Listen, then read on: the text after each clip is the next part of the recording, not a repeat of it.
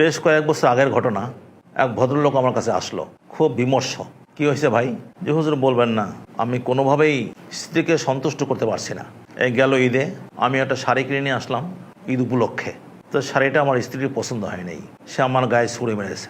বলে এমন শাড়ি কিনে দেখো, পাশের বাসার ভাই ভাবির জন্য কি সুন্দর শাড়ি নিয়ে এসেছে, আর তুমি এটা কি আনছো? শাড়ি কেনার আগে এক অবস্থা ছিল, কেনার পরে পড়ে এসে মহামুসিবতে। মুখ অন্ধকার, ঘরে যে পাথর এক ভার চেপে বসেছে। তাই আমি ভাবলাম যে এই ভার তো হালকা করা দরকার। শেষে আমি ঋণ করে একটা শাড়ি কিনলাম, কারণ আমি যে বোনাস পেয়েছিলাম সে বোনাসের টাকায় ওই শাড়ি এবং অন্যান্য বাচ্চাদের যা কিছু সব কেনাকাটা করে সব শেষ হয়ে গেছে। পরে স্ত্রীকে সুখী করার জন্যে আমি ঋণ করে তারপরে আর একটা শাড়ি কিনলাম। তো এই ঋণের যে চাপ আমার মাথায় চলে এসেছে, এটা তো আমার বহুদিন টানতে হবে, কারণ আমি ওরকম ধনী মানুষ নয়, কোনোভাবে চলছি, যা বেতন পাই তা দিয়ে দিন চলছে। এরপরে যদি ঋণ হয় তো সেই ঋণটা আমার পরিশোধ করতে বহুদিন লেগে যায়। ধীরে ধীরে এই বোঝা অনেক দিন বইতে হয়। তো এইভাবে পরিবার, সংসার জীবন কতদিন চলবে?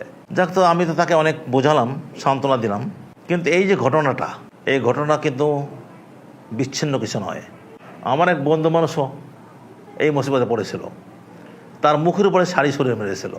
আমার এক সহপাঠী ইন্তেকাল হয়ে গেছে, আল্লাহ তাআলা তাকে জান্নাত নসিব করেন। সে জেনারেল লাইনের এক নারীকে বিয়ে করেছিল। তো পরে তো তার এই বোঝাই যায় যে শাড়ি যখন সরিয়ে মেরেছে মুখের উপরে, আর বাকি সব আচরণ কেমন হবে। এই বিষয়টা ঘরে ঘরে আমাদের পুরুষদের অবহেলার কারণে আমাদের নারীরা ব্যাপকভাবেই দিনের শিক্ষা থেকে বঞ্চিত থাকছে। ইসলামী আখলাক, ইসলামী রুচি প্রকৃতি তাদের মধ্যে আসছে না। ইসলামী শিক্ষার একটা বড় দিক হলো কৃতজ্ঞতা, শুকর গুজার যে নয় সে দুনিয়া আখেরাত সব হারায়। দুনিয়ায় শান্তি পাওয়ার চাবিকাঠি হলো কৃতজ্ঞতা বোধ। আমার যা আছে আমি তাতে খুশি। এটা তো ইসলামী আকিদার সঙ্গেও যুক্ত। রিজা বিল কাজা, আল্লাহর ফয়সালায় সন্তুষ্ট থাকা। আমার যা আছে তা আমার শাড়ি গয়নাই নয়, আমার থাকার জায়গা, আমার স্বামী, আমার আত্মীয় বর্গ, আমার ছেলে মেয়ে, আমার বাবা মা, মানে আমি যা কিছু পেয়েছি এ সবটাই আল্লাহর দান। আমি যেই পরিবারে জন্ম নিয়েছি, আমি যেই পরিবারে বিয়ে করেছি, আমি যেই ছেলে মেয়ে পেয়েছি, আমার সামাজিক যে মান, আমার আর্থিক যে মান, এ সব কিছুই তো আল্লাহর নির্ধারিত, সবই তাকদীরের অন্তর্ভুক্ত। এতে সন্তুষ্ট থাকা তো ফরজ। ব্যাপকভাবেই লক্ষ্য করা যাচ্ছে যে আমাদের মা বোনেরা এই ফরজটা আদায় করছে না। তারা কথায় কথায় অকৃতজ্ঞতা প্রকাশ করছে। স্বামীর প্রায় জিনিসটাই যেন তাদের পছন্দ নয়। স্বামীর কেনাকাটা পছন্দ নয়, স্বামীর সামাজিক মান পছন্দ নয়, স্বামীর আচার ব্যবহার পছন্দ নয়, সব কিছুতেই তাদের আপত্তি। যেন সে কিছুই পাইল না। এটা কেবল যেন নয়, বরং মুখেও বলে থাকে আমি কিছুই পেলাম না। শত পরিবার সম্পর্কে তো আমার জানা আছে। আমি কি পেলাম? আমি কিছুই পাই না, আমার জীবনটা শেষ হয়ে গেল, কিচ্ছু পাই নাই। এই কিচ্ছু না পাওয়ার বোলটা স্বামীর তুলনায় কেন যেন স্ত্রীর মধ্যে একটু বেশি। যথেষ্ট আছে কিন্তু তার কৃতজ্ঞতা নেই। ওদিকে লক্ষ্য করে না আমার কি আছে, আমি স্বামীর কাছ থেকে কি পাচ্ছি, আর্থিকভাবে আমি কতটা পেয়েছি, সামাজিকভাবেও আমি কত কি পেয়েছি, কি পেলাম, সেদিকে দৃষ্টি নেই। দৃষ্টি শুধু না পাওয়ার দিকে।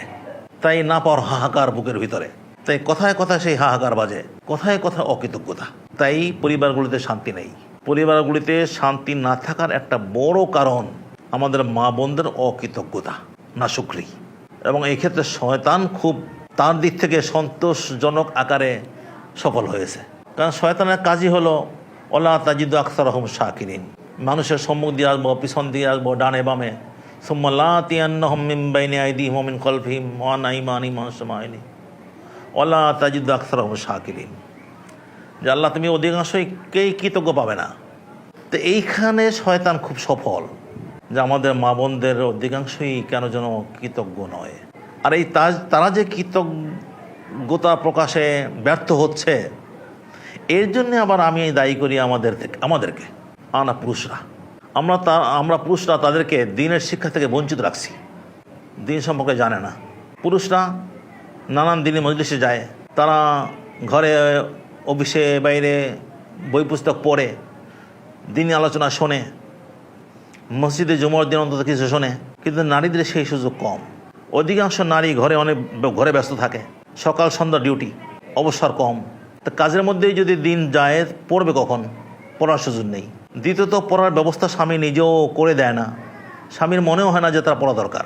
অধিকাংশ স্বামী চিন্তাই করে না যে আমার স্ত্রীর তো দিন শেখা দরকার, দিনই আলোচনার মজলিসে নেওয়া দরকার। তো দিনই আলোচনার মজলিসে নেও না, আর ঘরেও পড়ার সুযোগ করে দেয় না। তার মানে আমাদের নারীদেরকে দিনই শিক্ষা থেকে আমরা পুরুষরা বঞ্চিত রাখছি। একজন লোককে কৃতজ্ঞ কেন হতে হবে? কৃতজ্ঞতার কি জরুরত? এটা কত বড় গুণ, এ তো সে জানেই না। আবার আমরা পুরুষরা আচরণ করি তাদের সঙ্গে কঠোর কঠিন, আমাদের ব্যবহারটাও তো ভালো না। স্ত্রীদের সঙ্গে ব্যবহারটা নম্র কোমল না। তো ব্যবহার যদি নম্র কোমল না হয়, তাহলে আমার পক্ষ থেকে যাই পাক না কেন এসব মিশে হয়ে যায়। মানুষের মুখের ভাষা যদি খারাপ হয়, আচরণ যদি মন্দ হয়, তাহলে তার কাছ থেকে যারা যা পাইল সব ভুলে যায়। হ্যাঁ, এটা একটা গুরুত্বপূর্ণ দিক। কিন্তু আমি একজনের জন্য অনেক করি, জান দিয়ে দিই, কিন্তু তার প্রতি আমার ব্যবহারটা ভালো না। তো যতই জান দিই না কেন, সে আমাকে পছন্দ করবে না। সে আমার দিক থেকে কী পাইলো ওটা সে চিন্তাই করবে না। তার চিন্তা করার অবকাশ হবে তখন যখন তার প্রতি আমার ব্যবহারটা সুন্দর হয়, আচরণটা ভালো হয়। তাহলে কাজ দুইটা। এক হলো নারীদের ইতিবাচক হওয়া, তারা কি কি পেলো তা চিন্তা করা। তা যদি চিন্তা না করে, তবে তারা শুকুরগুজার হতে পারবে না। শুকুরগুজার হতে না পারলে তার দুনিয়া আখরা সব বরবাদ হবে। তো এইটা হলো এক কাজ, যেটা নারীর দিকের কাজ। আর আমাদের পুরুষের দিকের কাজ হলো নারী যাতে কৃতজ্ঞ হতে পারে সে বিষয়ে তাদের সহযোগিতা করা। সহযোগিতা করা দুইভাবে। এক হলো আমার আচরণটা তার প্রতি ভালো হওয়া, আর দ্বিতীয় হলো যাতে সে দিনই আখলাক চরিত্র শিখতে পারে সেই ব্যবস্থা করে দেওয়া।